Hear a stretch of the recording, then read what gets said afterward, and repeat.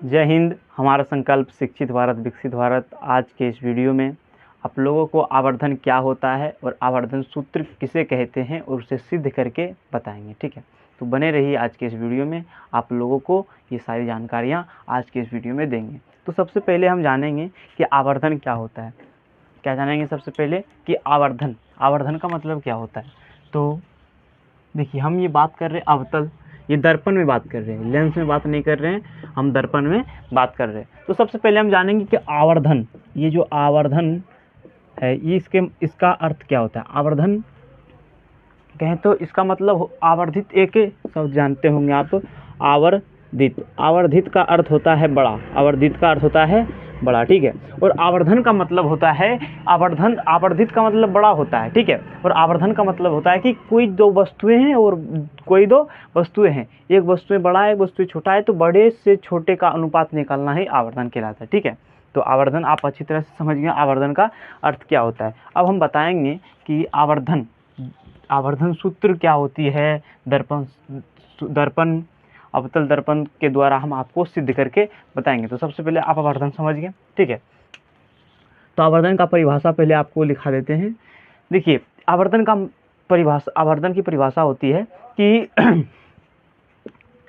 प्रतिबिंब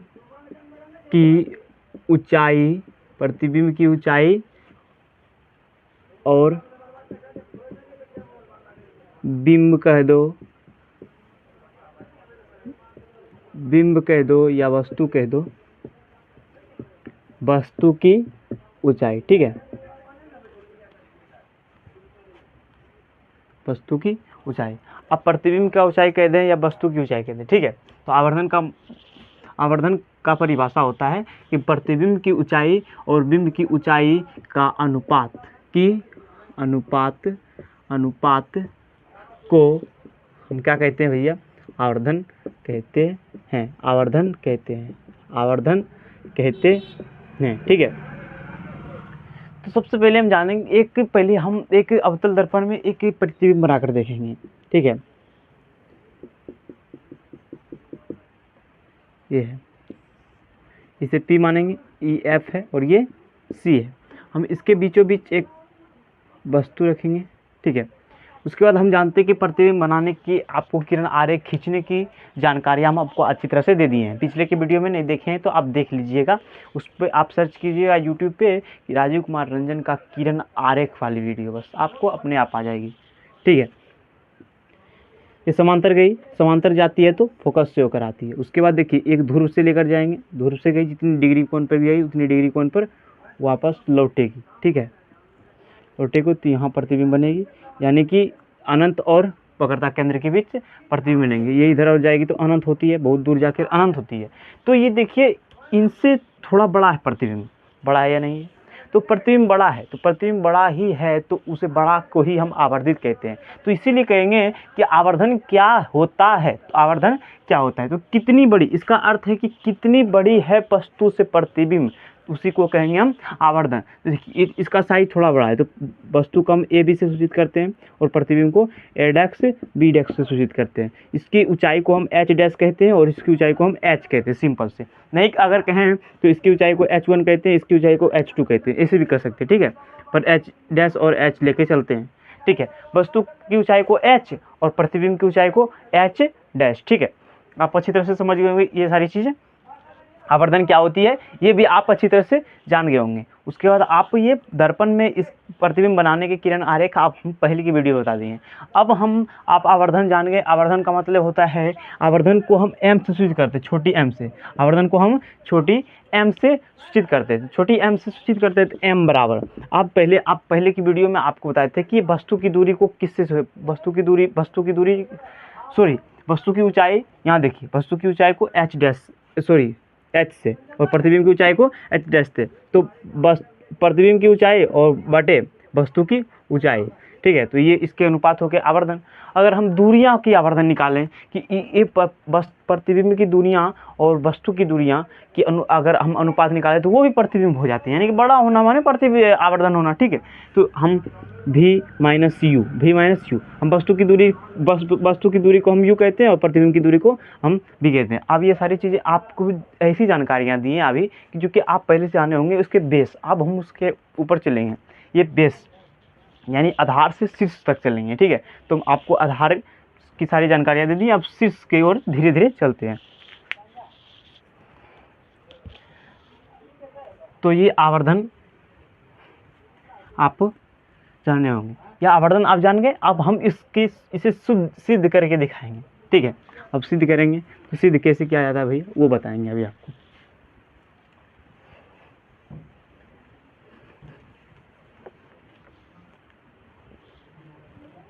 सबसे पहले दर्पण में करेंगे। कौन सी दर्पण में? अवतल दर्पण में, अवतल दर्पण में आवर्धन सूत्र,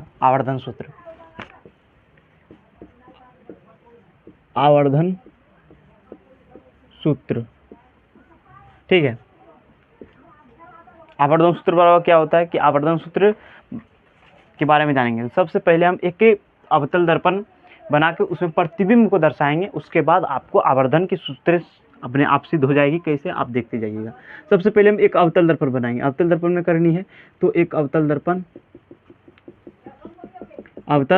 दर्पण बनाएंगे, ठीक है। उसके बाद एक इसमें होती है मुख अक्ष या प्रधान अक्ष, इसको कहते हैं। ये लाइन को, स्ट्रेट लाइन को क्या कहते हैं? मुख अक्ष या प्रधान अक्ष। उसके बाद ये होती है बीचों बीच पी होती है, यानी ध्रुव होती है। और ये एक फोकस ले लेते हैं, इसके खास दुगनी दूरी पर होती है कि वक्रता केंद्र। अब हम एक वस्तु को देखते हैं जो कि वस्तु से प्रतिबिंब की ऊंचाई वस्तु की ऊंचाई से बड़ा होनी चाहिए। तो यहाँ रखेंगे तो वस्तु की ऊंचाई जो है कि प्रतिबिंब की ऊंचाई से छोटी होगी और प्रतिबिंब की ऊंचाई वस्तु की ऊंचाई से ज़्यादा होगी, ठीक है। तो यहाँ अगर हम वस्तु रखें तो इसका एक सबसे पहले किरण जाएगी सीधा, ठीक है, समांतर जाएगी। ये फोकस से होकर आएगी, फोकस से हो गया। एक किरण जाएगी ध्रुव की दिशा में। तो जितने कोण बनाएगी उतने कोण बनाकर ये आएगी, ठीक है। ये इधर ही बनेंगे, यानी कि थोड़ा डिस्टर्ब हो गया, नहीं तो इधर ही बन जाते हैं। नज़दीकी में वही बनाएंगे, आप बस आपको समझानी है। तो देखिए यहाँ पे बनेंगे, यहाँ बन जाएंगे, ठीक है। ये सीधे आएंगे, जहाँ मिलेंगे वहीं प्रतिबिंब बन जाएंगे। और ये अनंत है, ठीक है। इधर और अनंत मतलब कि अनंत जाएगी ये, ठीक है। तो हम क्या जानेंगे, ये वस्तु को हम ए बी से सूचित करेंगे और प्रतिबिंब को ए डैक्स बी डैक्स से सूचित करते हैं, ठीक है। ए डैक्स और बी डैक्स से सूचित करते हैं प्रतिबिंब को, ठीक है। उसके बाद यहाँ से अब हम जानेंगे कि ये प्रतिबिंब की ऊंचाई को हम क्या कहते हैं? एच डैश कहते हैं, और वस्तु की ऊंचाई को एच कहते हैं। तो सबसे पहले इसके थ्योरी को लिखेंगे, ठीक है। इसकी थ्योरी को आप अगर लिख दिए हैं, उसके बाद इसको सिद्ध करेंगे। जिस प्रकार हम दर्पण सूत्र सिद्ध किए थे उसी प्रकार हम आवर्धन सूत्र भी सिद्ध करेंगे। तो सबसे पहले हम थ्योरी लिखेंगे। अब यहाँ पे लिखेंगे हम, अब इसमें लिखेंगे कि माना कि एम, इसको देखिए एक अवतल दर्पण लिए तो ये अवतल दर्पण का भी नाम रखना पड़ेगा। एम डैश रख देते हैं, एम डैश रख देते हैं, क्योंकि एम माने मिरर होता है, मिरर माने आईना माने दर्पण, ठीक है। तो माना कि एम डैश एक क्या है? अवतल दर्पण है, जिसके मुख्य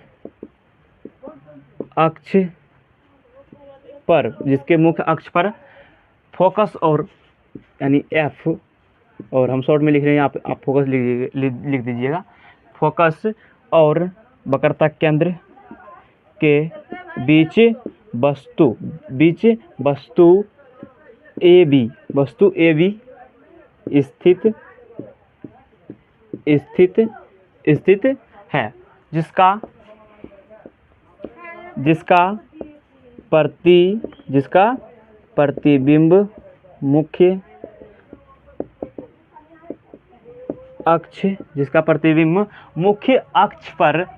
मुख्य अक्ष पर वास्तविक उल्टा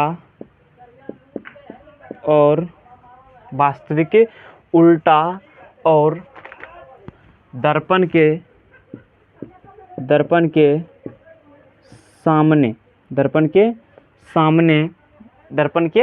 सामने बन रही है प्रतिबिंब। दर्पण के सामने अनंत और वक्रता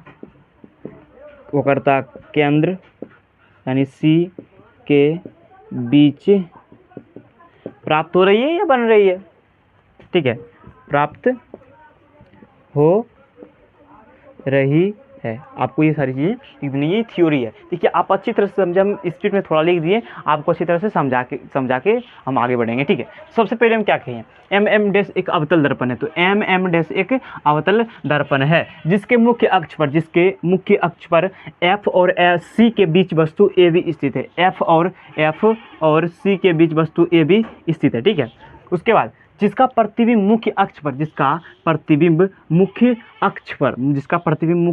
पर वास्तविक उल्टा, वास्तविक है क्योंकि दर्पण के सामने बन रही है तो वास्तविक है, और उल्टा ये है तो उल्टा है, ठीक है, उल्टा। और दर्पण के सामने अनंत यानी अनंत, ये अनंत और वक्रता केंद्र के बीच प्राप्त हो रही है या बन रही है। ये आप थ्योरी लिख दिए, यानी कि जो उसमें दिखाई दे रही है उसके बारे में आप लिख दिए।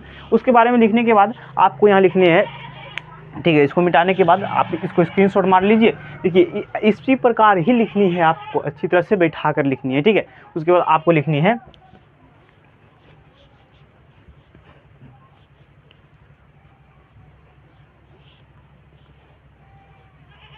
आपको कि जिसमें देकर, ठीक है, जिसमें देकर ऐसे कर देंगे, ठीक है, जिसमें देकर ऐसे कर देंगे। उसके बाद लिखेंगे जिसमें कि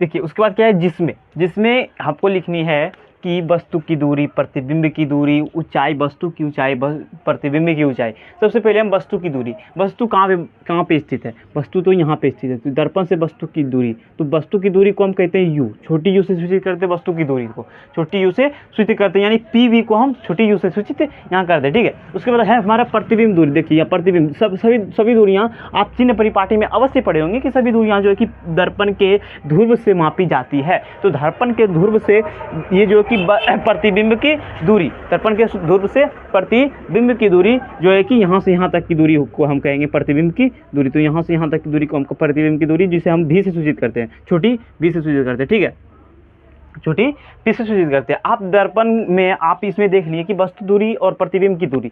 अब हम देखेंगे कि वस्तु की ऊंचाई। देखिए वस्तु की ऊंचाई ये ए बी है, ए बी, इसे हम एच से सूचित करते हैं, ठीक है, एच से सूचित करते हैं। एनसीईआरटी में जो है ना, एनसीईआरटी जो बुक होते हैं वो H1 H2 करके दिए हुए हैं, हम सिंपल से एच और एच डैश से सूचित करेंगे। जिस प्रकार की वस्तु की ऊंचाई ए बी और A B A dash B dash से सूचित करते हैं, ठीक है। तो वस्तु की ऊंचाई एच से और इसकी एच डैश से सूचित करेंगे, ठीक है। उसके बाद देखिए आप अच्छी तरह से इस बातों को समझिएगा। अब हम यहाँ लिखेंगे जिसमें वस्तु की दूरी यानी वस्तु की दूरी माने कि पी बी, वस्तु की दूरी माने पी बी बराबर छोटी यू। उसके बाद लिखेंगे प्रतिबिंब की दूरी, प्रतिबिंब की दूरी यानी कौन क्या, प्रतिबिंब की दूरी पी बी डैश बराबर क्या, प्रतिबिंब की दूरी पी बी डैश बराबर छोटी भी, ठीक है। उसके बाद हम बात करेंगे कि वस्तु की ऊंचाई, वस्तु की ऊंचाई, ठीक है, वस्तु की ऊंचाई यानी ए बी बराबर एच, छोटी एच, और प्रतिबिंब की ऊंचाई, प्रतिबिंब की ऊंचाई जिसे हम एच डैश से सूचित करते हैं, ठीक है। आप ये सारी चीज़ अच्छी तरह से समझ लीजिएगा, ये लिखना आप नहीं भूलिएगा, ठीक है। जब आप आवर्धन सूत्र सिद्ध कीजिएगा तो ये लिखना नहीं भूलिएगा, मैं इम्पोर्टेंट ये है, ठीक है। आप ये सारी चीज़ें अच्छी तरह से समझ गए होंगे। उसके बाद आपको अब करनी है, अब इसके बाद हम आपको एक चीज़ करनी है, उसके बाद सिद्ध होगी। ठीक है, तो सबसे पहले हम इसको मिटा देते हैं। अगर स्क्रीनशॉट लेनी है तो ले लीजिए। ठीक है, इसको मिटा देते हैं सबसे पहले। मिटाने के बाद लिखेंगे अब। मिटाने के बाद क्या लिखेंगे भैया कि अब लिखेंगे क्या है। अब देख रहे हैं हम, अब त्रिभुज, दो त्रिभुज बन रहे हैं। बस यही तो त्रिभुज पे खेला है। यही त्रिभुज से तो हम आवर्तन सूत्र सिद्ध करेंगे। एक ये त्रिभुज दिख रहे हैं हमको, और एक त्रिभुज भैया हमको ये दिख रहे समकोण त्रिभुज, दो समकोण त्रिभुज, दो समकोण त्रिभुज। ठीक है, आप अच्छी तरह से इन बातों को समझिएगा। एक ये त्रिभुज दिख रहे हैं और एक ये त्रिभुज दिख रहे हैं। अब समकोण त्रिभुज,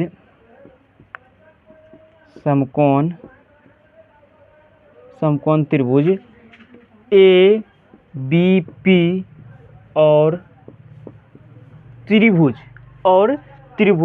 ए dash B dash P, A dash B dash P. ठीक है, ये सारी चीज़ें आप अच्छी तरह से समझ रहे हैं। ठीक है, तो ए बी पी और ए डैश बी डैश पी ये दोनों के दोनों त्रिभुज समकोण है। अब देखिए इसके जो कोण है इसको समरूप का पहले हमको सिद्ध करनी कि ये समरूप है, ये दोनों समरूप है। कैसे समरूप है तो सबसे पहले ये देखते हैं। देखिए कोण ए बी पी, ठीक है, ए बी पी और ए बी पी बराबर कोण ए डैश बी डैश पी समकोण के कारण। देखिए समकोण त्रिभुज 90 डिग्री के होते हैं, तो समकोण के कारण 90 डिग्री दोनों होंगे। ठीक है, तो समकोण के कारण। अब बात आई, ये दोनों कोण तो बराबर हो गए, ये कोण इसके बराबर हो गए और ये कोण, यानी 90 डिग्री दोनों है। ठीक है, 90 डिग्री दोनों है। अब एक और कोई सी कोण सिद्ध करनी है, बतानी है कि ये दोनों बराबर है किसके कारण, उसके बाद आप सिद्ध कर सकते हैं। तो देखिए ये वाला कोण हम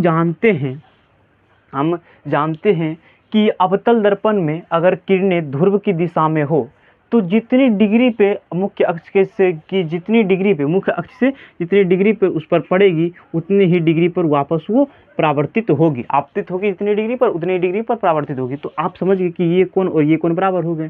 ठीक है, तो कोण ए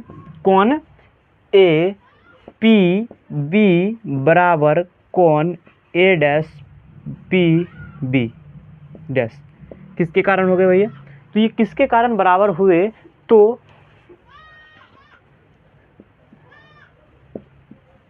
ध्रुव के दिशा में आपतित किरण के कारण। ठीक है, यहाँ कारण लिख देनी है। ध्रुव के दिशा में आपतित किरण के कारण, ध्रुव की दिशा में आपतित किरण के कारण। तो ये दोनों बराबर हो गए हैं। तो अगर दो कोण, किसी भी दो त्रिभुजों के उसके दो कोण बराबर हो जाएंगे तो ऑटोमेटिक उसका तीसरा कोण बराबर होगा, क्योंकि 180 डिग्री का होता है। और इसके दो कोण और इसके दो कोण और उसके दो कोण जो अगर बराबर हो जाए तो तीसरे के जरूर से जरूर बराबर हो जाएंगे। अगर बराबर हो जाए तो आप जानते हैं कि अगर दो त्रिभुजों के तीनों के कोण बराबर हो जाए तो वो त्रिभुज समरूप त्रिभुज कहलाते हैं। यानी कि दोनों की त्रिभुजों के रूप बराबर हैं, रूप एक जैसे हैं। भले ही वो बड़े साइज में बड़े और छोटे हैं, मगर रूप एक जैसे हैं, तो उन दोनों त्रिभुजों को हम समरूप त्रिभुज कहते हैं। तो ये यहाँ पे पता चल गई कि त्रिभुज इसीलिए यहाँ लिखेंगे, इसीलिए त्रिभुज ए बी पी और समरूप का चिन्ह कैसा होता है, समरूप का चिन्ह होता है भैया ऐसे करके, ऐसे। ठीक है, समरूप का ये चिन्ह है, समरूप त्रिभुज ए डैश बी डैश पी। ये सारी चीज़ें आपको अच्छी तरह से समझ में आ रही है। ठीक है, उसके बाद आपको यहाँ करनी है क्या कि ये देखिए ए त्रिभुज ए बी पी और त्रिभुज ए डैश बी डैश पी, ये दोनों त्रिभुज क्या है, समरूप है। अगर समरूप है तो हम जानते हैं, क्या जानते हैं कि इसके सम्मुख भुजा, ये दोनों त्रिभुजों के सम्मुख भुजा के अनुपात बराबर होते हैं। यानी कि सम्मुख भुजा कहें तो A B by A dash B dash, फिर ए पी बराबर ए डैश पी बराबर, ठीक है, बी डैश पी बटे बी पी, ये सब इसके अनुपात, ये ऊपर लिखेंगे, अगर डैश वाले ऊपर लेके चल रहे हैं तो डैश वाले ऊपर लेके चल रहे हैं ना, फिर से समझिए, आपको अच्छी तरह से आपकी बात समझाएंगे, ठीक है। सबसे पहले हम ये ए डैश बी डैश बड़ी है तो बड़ी को लेके चलेंगे। सबसे पहले जो जिस त्रिभुज बड़े होते हैं उसको ऊपर लेके चलते हैं, ठीक है, ये बात आप ध्यान में रखिएगा। तो ए बी, उसके बाद है पी बी, उसके बाद क्या है P B dash by P B, उसके बाद क्या है कि P A by P A dash. इसके अनुपात जो आएंगे, ये दोनों त्रिभुजों के अगर हम अनुपात निकालेंगे तो ये दोनों त्रिभुजों के अनुपात एकदम से बराबर होंगे, ये दोनों त्रिभुजों के अनुपात। और यदि आप 9th में समरूप त्रिभुज के बारे में पढ़ेंगे तो ये चीज़ें आप अच्छी तरह से जानते होंगे इसके बारे में, ठीक है, इसके बारे में आप अच्छी तरह से जानते होंगे। अगर ये चीज़ें आप जानते होंगे तो आप ये त्रिभुज से ही ये आवर्धन सूत्र सिद्ध हो जाएगी, ठीक है। तो सबसे पहले हम क्या करेंगे, तो सबसे पहले देखिए ये दोनों को लेके चलनी है, ये दोनों को, ठीक है, ये दोनों को लेके चलनी है। तो अगर ऐसा है तो क्या होंगे, A dash B dash by A B और बराबर P B dash by P B. हमको ये दोनों से काम ही है, ये कर्ण वाले से काम नहीं है भैया, ठीक है, ये कर्ण वाले भी बराबर होंगे, पर ये हमें यही दोनों से काम है जो कि दर्पण सूत्र सिद्ध कर सकता है। ये टेन थीटा से भी कोट थीटा से भी दर्पण सूत्र सिद्ध हो सकते हैं, मगर हम ये त्रिभुज से ही सिद्ध करेंगे। टेन थीटा से भी ये इसमें सॉरी दर्पण सूत्र नहीं, ये गलती हो गई, आवर्धन सूत्र सिद्ध कर सकते हैं, ठीक है।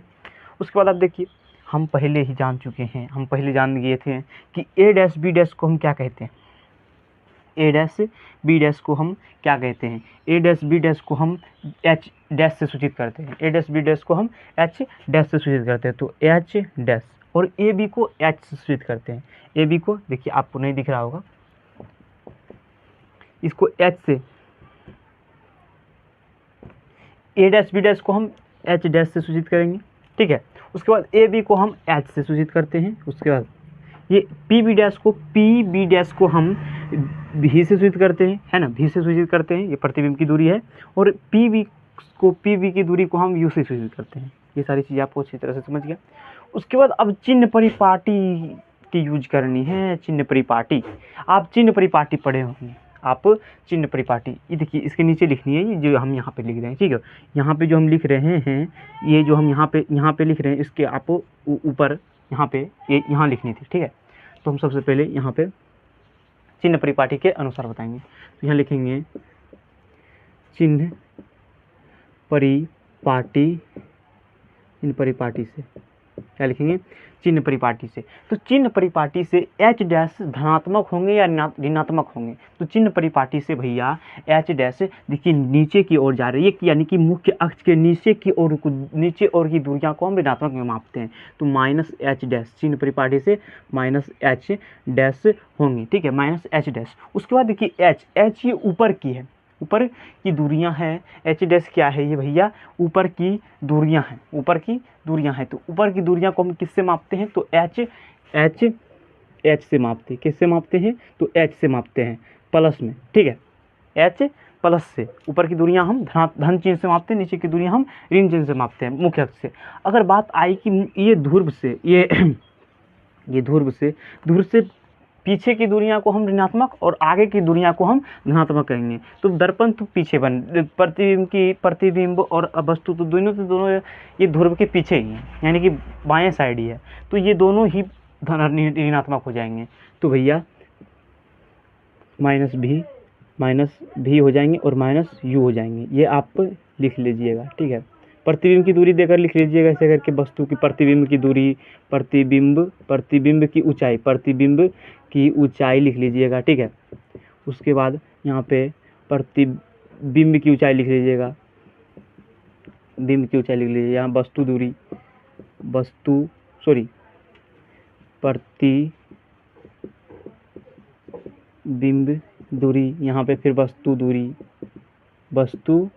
दूरी, ठीक है, ऐसे लिख लीजिएगा। ये यहाँ पे लिखनी है आपको, ठीक है, यहाँ जगह नहीं थी, स्पेस नहीं थे, तो हम वहाँ पे लिखें, ठीक है। अब हम बात करेंगे यहाँ पे, अब उसके अनुसार चिन्ह परिपाटी के अनुसार ही यहाँ हम बैठाएंगे।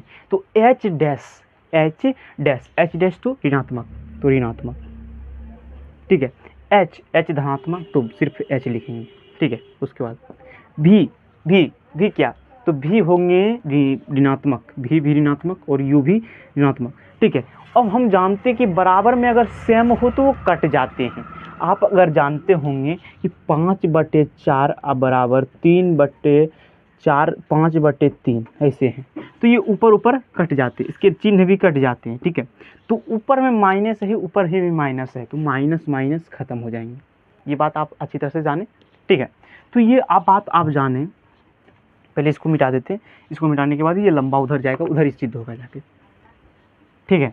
तो ये बात आप पहले से जानते हैं। ये बात अगर पहले से आप जानते हैं तो ये क्या हो जाएंगे फिर, एच, ये एच डैश है भैया, एच डैश बाई एच बराबर माइनस भी बाई यू। देखिए नीचे यू में तो माइनस है, तो माइनस भी बाई यू। ये हो गए आवर्धन सूत्र सिद्ध हो गए हैं भैया, यानी कि एम, ये एम बराबर हो गए। तो अब हम यहाँ से क्या करेंगे, अब हम यहाँ से आपको बड़ी सी साइज में ये वाली चीज़ें आपको दिखाएंगे। ये तो आ गए, अब यहाँ पे लिखनी है, अब यहाँ पे लिखनी है हमको। ये सारी चीज़ें मिटा देते हैं, आप यहाँ से समझ गए होंगे।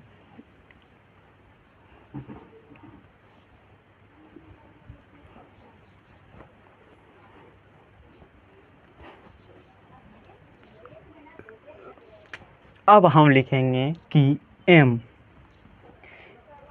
बराबर h डैश बाई h बराबर माइनस भी बाई यू, ठीक है। अब हम इसको ऐसे भी लिख सकते हैं कि m बराबर h डैश बाई h और m बराबर भी माइनस भी बाई यू। तो हो गए ये आवर्धन सूत्र सिद्ध। m माने होता है आवर्धन, m माने क्या होता है, आवर्धन सूत्र। तो आवर्धन सूत्र आपको अच्छी तरह से क्लियर हो गए होंगे, ये हम आशा करते हैं, ठीक है। तो इससे संबंधित 1-2 सवाल लगा लेते हैं, ठीक है। 1-2 सवाल आप बनाकर ट्राई कीजिए, तो आवर्धन सूत्र आपको अच्छी तरह से समझ में आ जाएगी कि क्या है आवर्धन सूत्र, ठीक है। तो 1-2 सवाल लगाएंगे। सबसे पहले हम ये एक कोने में लिख लेते हैं, यहाँ पे लिख देते हैं कि m बराबर h डैश बाई h और माइनस भी बाई यू, ये होंगे m बराबर, ठीक है। इसको मिलाते हैं, 1-2 सवाल लगा लेते हैं, ठीक है। हम कहेंगे भैया कि यदि प्रतिबिंब की ऊंचाई यानी h डैश बराबर 12 सेंटीमीटर है और h बराबर हमारे पास 6 यही नहीं 3 सेंटीमीटर है, तो यानी आवर्धन बराबर, यानी कि प्रतिबिंब की ऊंचाई 12 सेंटीमीटर है और वस्तु की ऊंचाई 3 सेंटीमीटर है, तो आवर्धन इसके क्या होंगे, यानी m बराबर क्या होंगे। तो हम जानते हैं m बराबर होता है h डैश बाई h। तो h डैश कितनी है, 12 है और 3 है, तो 4 3 12, यानी कि 4 हो जाएंगे, 4 आवर्धन हो जाएंगे। तो आवर्धन के मात्रक नहीं होते हैं, ये मात्रक विहीन होते हैं, आवर्धन के मात्रक विहीन होते हैं। तो इसके मात्रक नहीं होते, यानी कि 4, इसका 4:1 आएंगे, ठीक है। 4:1 यानी कि 4 बड़ा है, 4 इतने बड़ा हैं। इसका कहने का मतलब आवर्धन की जो 4 मान आए, तो इसका कहने का मतलब है कि वस्तु से प्रतिबिंब की ऊंचाई 4 गुने बड़ा है, 4 गुने बड़ा है, ठीक है। तो 4 आ गए आवर्धन, आप निकालिए आवर्धन। एक ऊंचाई के, ये तो ऊंचाई के बारे में निकालें, उसके बाद अब हम निकालेंगे दूरी के बारे में, दूरी से निकालेंगे। और अगर ये पूछ दे, अगर 4 आया तो ये पूछ दे कि, अगर इसमें पूछ दे कि प्रतिबिंब की ऊंचाई प्रतिबिंब की ऊंचाई वस्तु की ऊंचाई से कितनी गुनी है, तो 4 गुनी है, सीधे से बोल देनी है। और अगर कहे कि और ये कह सकते हैं कि वस्तु की दूरी जो है कि अगर प्रतिबिंब की दूरी अगर वक्रता केंद्र और अनंत के बीच है, तो वस्तु की दूरी कहाँ होगी, तो हम बताएंगे भैया क्योंकि बड़ा बन रही है प्रतिबिंब, तो प्रतिबिंब इधर ही वस्तु रखेंगे तभी तो बड़ा बनेंगे। तो हम कह देंगे कि झट से कह देंगे कि फोकस और वक्रता केंद्र के बीच बनेंगे। तो ठीक है, ये सारी चीज़ें आपको अच्छी तरह से समझ में आ गई। एक और सवाल आप कर लीजिए, यानी कि भी और यू। अगर हमारे पास यदि यहाँ लिख देंगे, यदि भी यानी कि प्रतिबिंब की दूरी अगर हमारे पास 18 सेंटीमीटर है प्रतिबिंब की ऊंचाई, और u यानी कि u माने वस्तु की ऊंचाई हमारे पास 12 सेंटीमीटर है,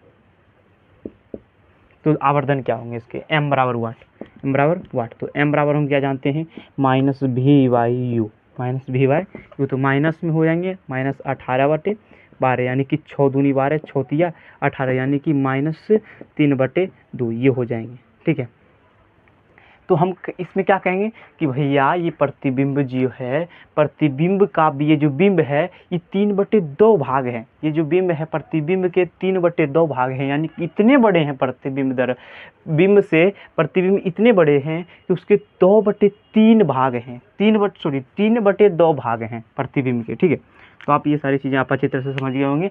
ऐसे ही वीडियो देखने के लिए आप हमारे चैनल में जुड़िए और फ्री में ही अभी हम ना कोई कोर्स लगेगा। अगर आपको नोट्स की ज़रूरत हो तो हम डिस्क्रिप्शन में डाल देंगे, आप 1-2 कमेंट कीजिए। ठीक है, उसके बाद आपको ये इसकी सारी, अगर हम आप बोलेंगे कि फाइनल PDF, ये देखिए ये डिजिटल बोर्ड तो नहीं है मगर फाइनल PDF हम डायरेक्टली वीडियो से ही करके दे देंगे, इसके सारे के फाइनल PDF दे देंगे। फाइनल PDF देने के बाद आपको नोट्स भी बनाकर दे देंगे। तो ठीक है, मिलते हैं अगली क्लास में, तब तक के लिए जय हिंद जय भारत।